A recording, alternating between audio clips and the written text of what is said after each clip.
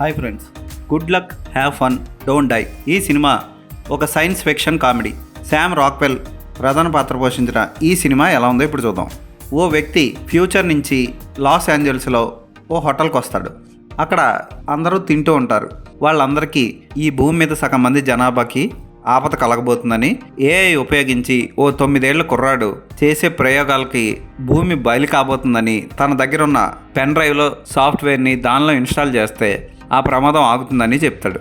దానికోసం కొంతమందిని ఆ హోటల్లో ఉన్న కొంతమందిని రిక్రూట్ చేసుకుంటాడు.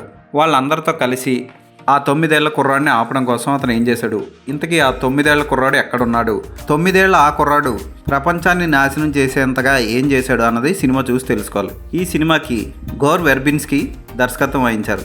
మాథ్యూ రాబిన్సన్ రచన చేయగా ఈ సినిమాని గోర్ వెర్బిన్స్కీ ప్రొడ్యూస్ చేశారు. ఇది ప్రస్తుత సమాజం మీద ఒక సెటైర్ లాంటిది. ఏఐ టెక్నాలజీని ఉపయోగించి మనుషులు ఎంత దరిద్రంగా తయారవుతున్నారు, ఫోన్లకు బానిస అయిపోయి మనుషులు ఎలా తయారైపోతున్నారు, ఏఐ ప్రాంప్ట్స్ ఉపయోగించి ఒకరి తల ఒకరికి, ఒకరి బాడీ వేరొకరికి ఎలా మారుస్తున్నారో, వీటన్నిటి వల్ల ఫ్యూచర్లో ఎలాంటి దుష్ప్రభావాలు రాబోతున్నాయో చక్కగా చూపిస్తారు ఈ సినిమాలో. అలాగే కొన్ని ఫ్లాష్ బ్యాక్ స్టోరీలు ఉంటాయి. మార్క్ జానెట్ ఇద్దరు టీచర్స్. అయితే స్కూల్లో ఓ పిల్ల ఫోన్ చూస్తూ ఉండగా ఆ ఫోన్ మీద వేలు పెడతాడు. పెట్టగానే ఓ ట్రయాంగిల్ లాంటి, ఓ ప్రిజం లాంటి ఆకారం వస్తుంది. అందరు స్టూడెంట్స్ వాళ్ళని వెంబడిస్తూ ఉంటారు. ఏదో హత్య చేయడానికి, పీకపట్టు పిసికేయడానికి వచ్చినట్లు వస్తూ ఉంటారు. అక్కడి నుంచి పారిపోతారు. అలాగే సూజన్ అనే ఓ తల్లి తన కొడుకు స్కూల్లో ఓ కుర్రాడు గంతో కాల్చేసాడని తెలుసుకొని చనిపోయిన తన కొడుకు కోసం తిరిగి మళ్ళీ ఆ కొడుకుని పుట్టించడం కోసం ఓ కంపెనీలోకి వెళ్తుంది.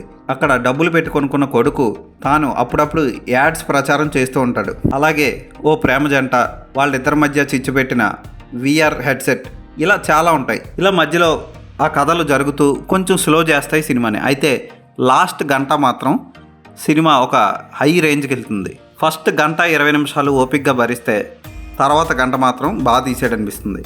ఆ కుర్రాడు, ఆ ఏఐ ప్రోగ్రామింగ్, ఈ టెక్నిక్స్, అలాగే క్లైమాక్స్లో రోబోట్లు చేసే విన్యాసాలు, గుర్రానికి పిల్లి తల పెట్టి చేసే విన్యాసం, ఇవన్నీ కూడా ఆకట్టుకుంటాయి ప్రేక్షకుల్ని. కాకపోతే కొంచెం ఓపిక్గా చూడాలి, కొంచెం స్లోగా ఉంటుంది సినిమా. విఎఫ్ఎక్స్ అదిరిపోతాయి. యాక్టర్స్ అందరూ అదరగొట్టేశారు. ఫోటోగ్రఫీ బాగుంటుంది. ప్రస్తుతం